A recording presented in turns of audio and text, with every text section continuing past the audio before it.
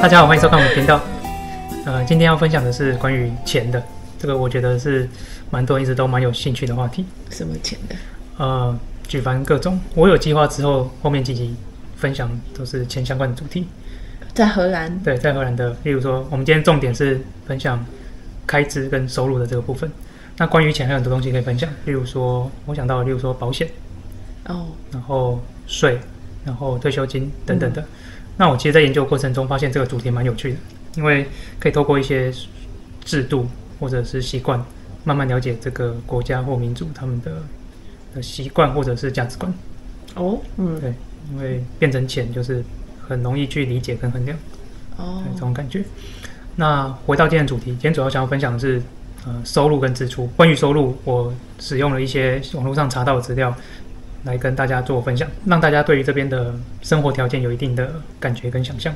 我们以自己的感觉来说啦，就是在去年要过来荷兰之前，在那之前，我们对于应该说我对于欧美或者是你之前有澳洲打工度假的经验，对啊的那种想象是一致的，就是觉得欧美啊、澳洲这种地方就是收入都很高，那税可能高一点点这种感觉。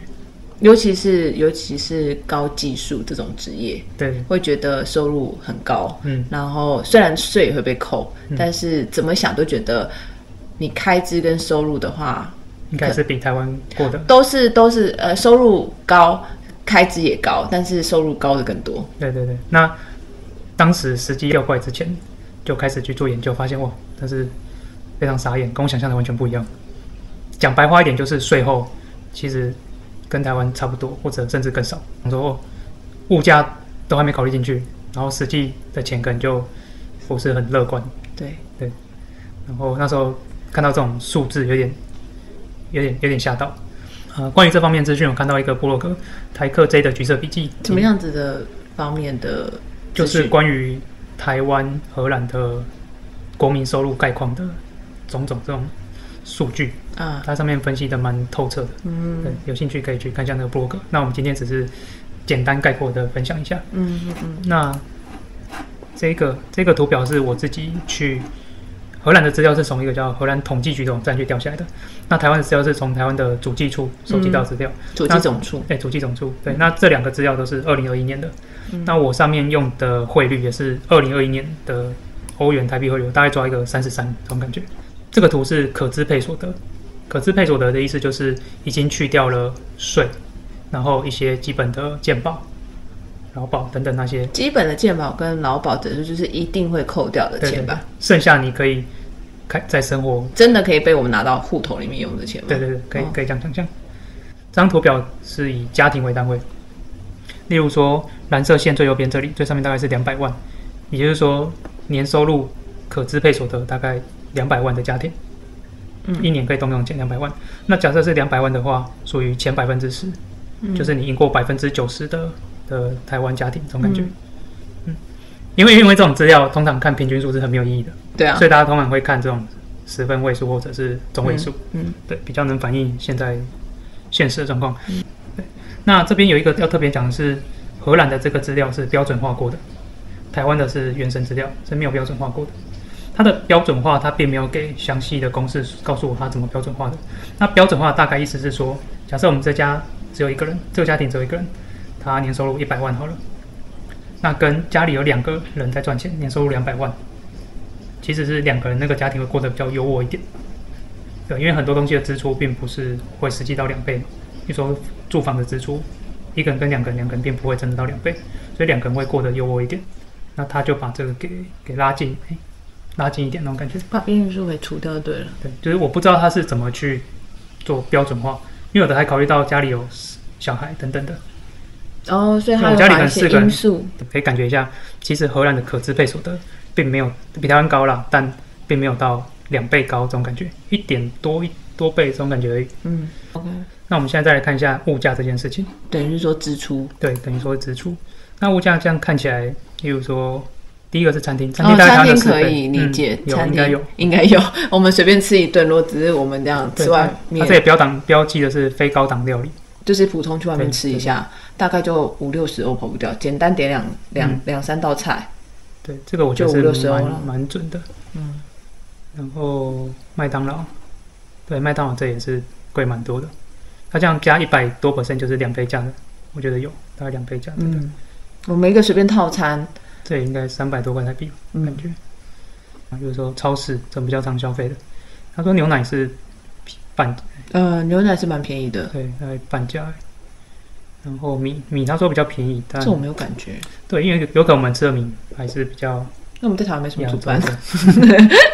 然后蛋的确也比台湾贵。那现在不知道了，不是之前有什么蛋荒还是？我觉得还是比较贵，这里要买到那种比较便宜的才会跟现在台湾的蛋价钱差不多。哦，是这样，是不是？对，然后他写水果普遍比较便宜，我是没什么感觉。然后交通的确是非常贵，这里的大众运输真的很贵，我都怀疑他不是要鼓励大家做大众运输，应该是说台湾太便宜。有可能是这样子。对，这边还有标那个瓦斯啊、水电等等的。瓦斯能源才2倍而已吗？我觉得超贵，因为3倍，对，3倍差不多，3倍差不多。因为这里电费现在大概1度12块台币左右。对，这还是只是家庭用电，还不是像台湾以前租屋给你设1度5块，那时候觉得好贵，现在对10几块。然后俄乌战争嘛，那个瓦斯费之前也涨很多，现在没有吗？好像下来一点点，但整体来说还是能源这种东西还是很贵。必要的开销，然后也很贵。对 ，daycare 是真的比它很贵，但是幼儿园和小学就是比较便宜。然后这里写衣服差不多，我自己觉得衣服好像比较贵呢。Levi's 它有一些品牌啦，Levi's、Zara、H&M，maybe 有可能哦。然后租金也是台湾的3倍，对，差不多。租金房屋的租金的确很贵。但我们最有趣的就是房价比台湾便宜。哪一个？这个，它是 apartment。对啊，因为跟台湾比，独栋可能很可怕。跟金额差的更夸张。对，所以整体来说，这里体验起来，这里的物价真的是普遍贵。对，我觉得是比刚刚那个收入的倍数还要多啊，就是等于1.5倍那种感觉，就收入可能1.2倍，然后支出1.5倍，支出不止吧？我觉得我这样听起来，平均下来应该两倍。对啊，但是这里的人就会，例如说，在台湾都没有在住，在这里就变成都自己住，就是会找到一个方法节省一些活下去。哦，了解，对啊，所以整体来说，在这里过得没有这么优渥，然后。如果是为了想要存钱，荷兰绝对不会是首选。对，你不会想要说你要存钱，然后你决定来荷兰工作。有点没有办法。对，像我们是追求体验人生，对。我们追求体验人生，没错。好，那接下来我们分享一下因为我们已经搬到这个新家几个月了，半年了，就是比较稍微安定一点。然后我们平常有记账的习惯，对，就每个细项都记起来，所以我们可以稍微看一下现在的开支状况。首先，我们先看吃饭包含我们去超市采买的食材啊，或者是偶尔在外面吃餐厅。我觉得我们吃餐厅不算多，一个月大概1次，最多2次的那种感觉吧。根据出去玩吧，就出去玩在外面吃，但出去玩也很常带3明治就在外面吃。对。那我们现在看起来，我们一个月食材费就花来吃，我觉得大概我们家2大2小，大概700、800上下，700、800上下那种感觉。然后再来是食衣住行的但我们食不算是真的吃得很好的那种啦，就是普普通通活下来就好。食物有那种手情况，偶尔吃土。那衣服我们几乎没有在买了，这个衣服的花费通常是剪头发，我剪头发。你剪头发是在衣服里面啊？对，自装费。这样子。剪头发这里真是蛮贵的，对你一颗头要25、28之类的，不包含洗头，对，不包含纯剪发，而且是公司理发。公司本来就没有比外面便宜好吧。然后2个月剪一次吧。剪头发可以，对，那就是衣服就是看得到，我们几乎都是没有买衣服。对，因为没什么物欲的两人。住房的话，我觉得大家可以用租金去衡量，就是我们2大2小在这个区域，我觉得抓个2000不为过。如果是住那种整栋的，然后2、3个房间那种感觉，还有后院，对，的话2000差不多，对，大概2000上下，不包水包电。对，这个很看你住。讲到能源跟水的话，其实现在还蛮不确定的，因为能源跟水都是每个月你自己设定一个数字，你想缴多少就缴多少，然后年底再来多退少补。那因为我们还没有经历过冬天真正耗电很凶的时候，那基本上我们现在能源加水，能源大概每个月缴260，水大概缴个30块，所以加起来大概300块在能源水上面。那不确定最后会是多少钱，大概是这样。那再来是交通的部分。交通我们就是自己的油钱，这油钱真蛮贵的。是加完，我们还是油电混合车呢。对，等于预付了很多油钱。是1公升1.8，现在已经2点多。对，现在2.0。意思说60几块啊，台币。对，60几块台币。对，以前30几都吓死人了。台湾30几，现在也是30几了。也就是20几不是吗？对，现在荷兰就2欧嘛，70块。60-70块的油钱，好哦，这样大家应该有点感受了。对，那我们平常这跳动很大，大概抓个100-200差不多。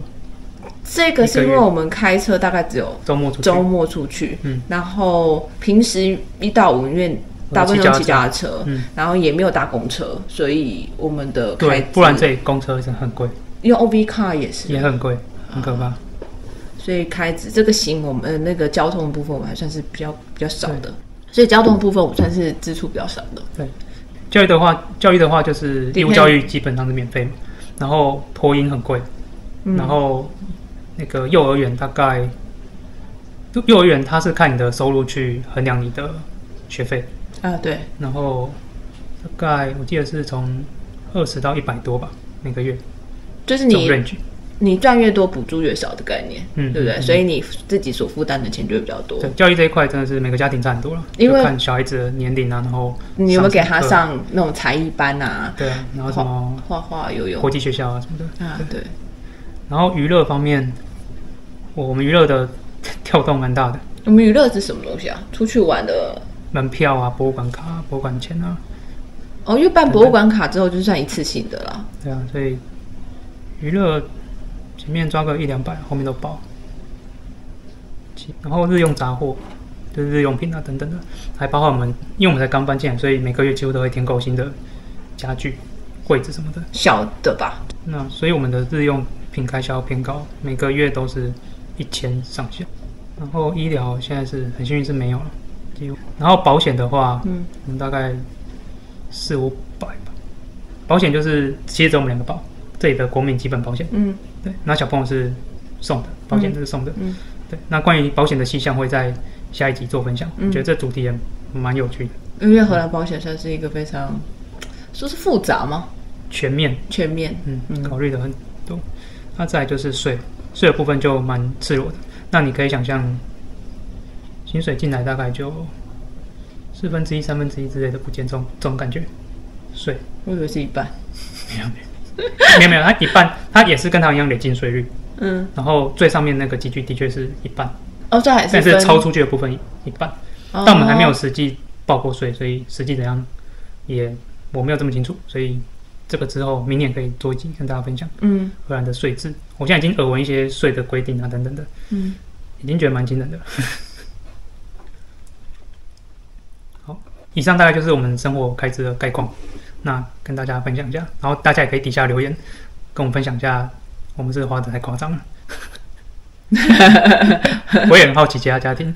大概对是每一项的收入，支出，每一项的支出，对，大家是不是也是跟我们一样吃着土在过日子，还是我们已经吃了很好的土？然后我自己那时候很纳闷，我税缴那么多，那我到底得到什么？最常讲到的，我当时第一个讲到就是脚踏车道，就是国民建设，基础建设，就的确跟邻近国家比起来，荷兰的基础建设真的做得很好。我们去比利时的时候，那高速公路非常有感。然后德国其实也有感，就是荷兰的花花草草都会修剪得很漂亮然后所有的脚踏车道看起来都是 PU 跑道那种感觉。对。然后所有的几乎，因为我们城比较人多的城市吧，就是红绿灯的脚踏车道地上都是有感应的，就它可以感应有没有车子过来，不会亮那种无谓的绿灯，就亮着绿灯根本没车子要过。对，因为它地上都有感应线圈，知道有没有车子在等。对。这种基础建设，我觉得真的是做得很好，所以税我第一个那时候想到这个，还有就是退休金吧。对，但后来发现那又是另外一块钱。哦，额外再缴的。对，额外多缴一些。就是他抽了1/3、1/4的税走了，然后要额外。退休金制度也有一点复杂了。哦，对，那你会讲吗？之后可以再聊聊。然后后来我仔细研究发现，有一大块是他们税的用途，就是风险转嫁，讲白话就是保险。哦，那这个会在之后做一集跟大家分享。好，以上就是今天的分享。如果有什么问题或什么心得，欢迎在底下留言，让我们知道。对，我们也好奇大家的生活。真的，让我们知道我们自己花太凶之类的。好，今天的分享就到这边。如果喜欢我们，就记得订阅、按赞、分享、开启小铃铛。拜拜，拜拜。